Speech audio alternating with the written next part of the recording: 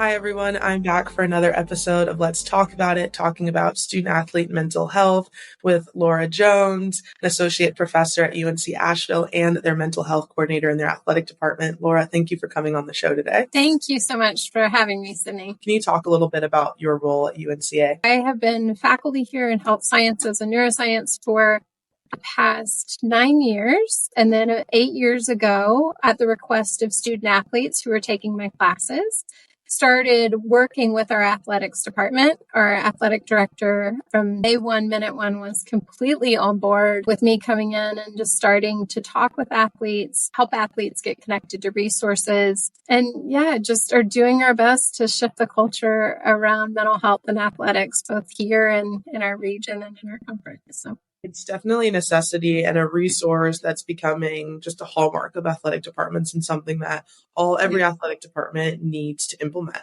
now, right? Like not even the next couple of years. What do those trainings look like, coaching perspective and an athletic department perspective? Really, those trainings are starting from the ground up and we're just building on those. So the first part of those are just basic mental health 101.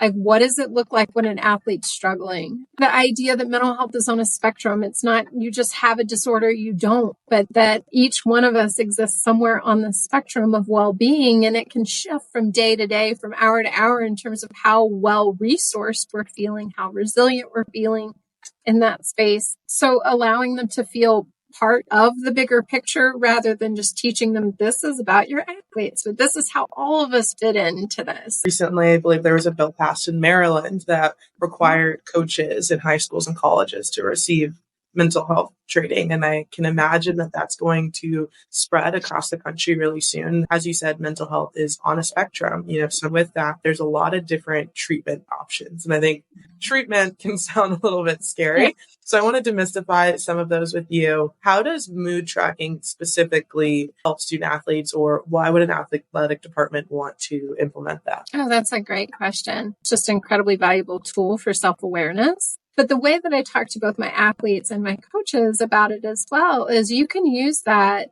to also look at patterns in play and patterns in performance and the overlap between how is my mental health or how is my stressors in everyday life. How is that then overlapping on performance? And what are some tools that I can use both with sports psych, which would be the performance end of it, or for classic mental health? That's also a really cool way for coaches to see just general index of their overall team, not necessarily seeing every single person's individual information, but just overall, hey, this week your team was a little down this week, or average numbers to know how much do I push, how much slack do I give. I think that's awesome. Let's move on a little bit to journaling, meditation. With journaling itself, again, can be a great tool for self-awareness. And for some people, it's just an amazing kind of tool for catharsis of just getting it out of your system. People are going to gravitate toward different practices for different reasons. And I think that's part of all of this is figuring out what practices are going to be beneficial for you. I think we're hearing a lot about mindfulness right now, and I think there is an incredible utility to those practices. I tend to work with my athletes on the type of sport they play and trying to pair that with different types of mindfulness. Just there, we've talked about 3 different types of treatment or strategies, right, to make someone more self-aware, to improve their mental health, things to turn to when they're really struggling. And those aren't even talk therapy. One of the main issues that we're seeing in athletic departments is just a lack of funds to pay for a licensed therapist. And then if you can get over the financial hurdle of that, there's the issue of time.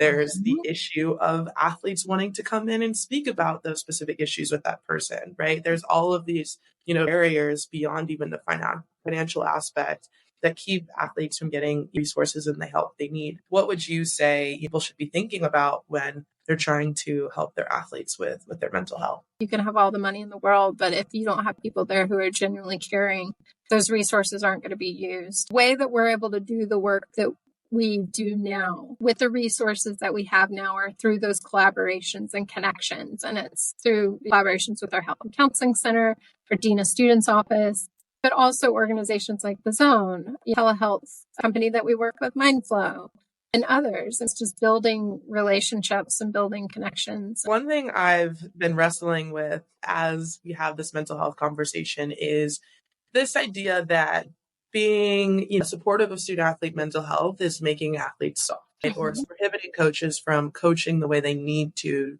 develop a winning program. What do you have to say about that? I think that's a big misnomer is when we start talking about mental health, everybody thinks of the softer side of mental health. And that is definitely compassion, empathy. It's huge, right? But a lot of times athletes don't want to be treated differently, even if they are struggling. They don't want their coach to be soft on them. They don't want to have all of these exceptions made for them. And so there is this beautiful kind of balance between being a tough winning coach, right? While also letting your athletes know you're going to get their back if they're struggling. You're going to be able to show up for them and help them get connected. That level of buy-in with their coach, that level of comfort with their coach and trust can go such a long way. I love that. I know for me as an athlete, as a person in general, that having good mental health in the moment hasn't always meant that I wasn't anxious, or that I wasn't going through a hard time, or that everything was perfect. Yeah. It just meant that I was able to handle it. I think that's awesome. I think that's a huge thing for a lot of coaches. So thank you for coming on the show today. Thank you for having me. Hey guys, it's Sydney. I hope you enjoyed this episode of Let's Talk About It. If you did, make sure to leave a review and send it to a friend. Let's keep this conversation going. I'll see you guys next week.